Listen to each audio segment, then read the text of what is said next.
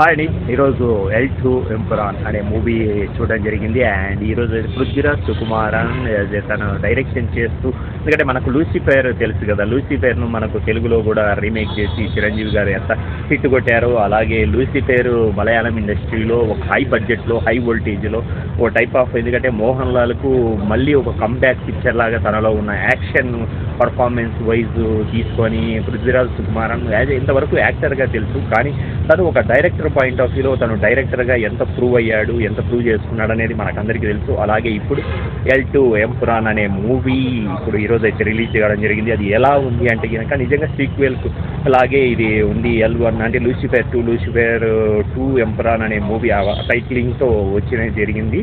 ఈ మూవీ మాత్రం నిజంగా హై పీస్ట్గానే, ఎందుకంటే మనకు లూసిఫర్ ఎలా ఉంటుందో ఒక పొలిటికల్ బ్యాక్డ్రాప్ కావచ్చు, దానిలో ఉన్న డార్క్ షేడ్స్ ఉన్న ఈ గ్యాంగ్స్టర్స్ కావచ్చు, అండ్ తన లైఫ్ స్టోరీ ఈ సినిమాలో వచ్చేసి, and Prithviraj Sukumaran first story చూసినప్పుడు అయితే మనకు మంజు వీళ్ళ సబ్జెక్ట్ వైజ్ వెళ్తే కనుక పొలిటికల్ బ్యాక్డ్రాప్లో ఒక హై పీస్ట్ అనేది ఒక డిఫరెంట్ టైప్ ఆఫ్ అనేది తీసుకోవడం జరిగింది. అలాగే దీంట్లో చూసుకున్నట్లయితే ఎక్కువగా సుకుమారన్ క్యారెక్టర్ ఎవరైతే ఉన్నారో, పృథ్వీరాజ్ సుకుమారన్ క్యారెక్టర్ ఏంటి, తను పుట్టుకేంటి, తను ఏ విధంగా తను అలా అయ్యాడు, తర్వాత తన ప్రతీకారం ఏంటి అనేది ఈ మూవీలో మాత్రం నిజంగా సబ్జెక్ట్ సెకండ్ పార్ట్లో తీసుకున్నట్లయితే మళ్ళీ దీనికి మళ్ళీ థర్డ్ పార్ట్లో కూడా లాస్ట్ను చూపించిన విధానం ఏదైతే మోహన్ లాల్ ఎక్కడి నుంచి వచ్చాడు, ఎలా పుట్టాడు అనేది థర్డ్ పార్ట్కు దీన్ని కంక్లూజన్గా థర్డ్ పార్ట్ అనేది కూడా రావడం జరుగుతుంది. అండ్ ఇప్పుడు ఈ మూవీ ఎలా ఉందంటే కనుక నిజంగా పృథ్వీరాజ్ సుకుమారన్ కావచ్చు, మరియు టొవినో థామస్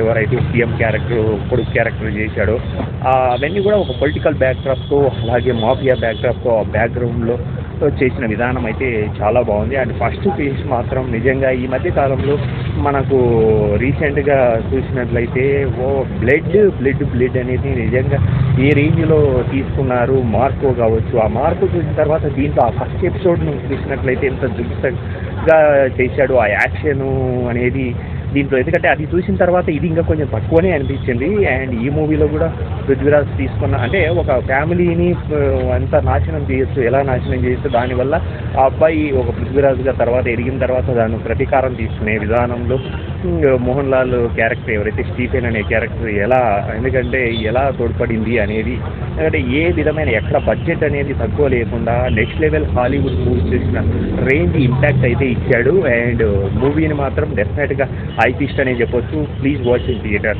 థ్యాంక్ యూ.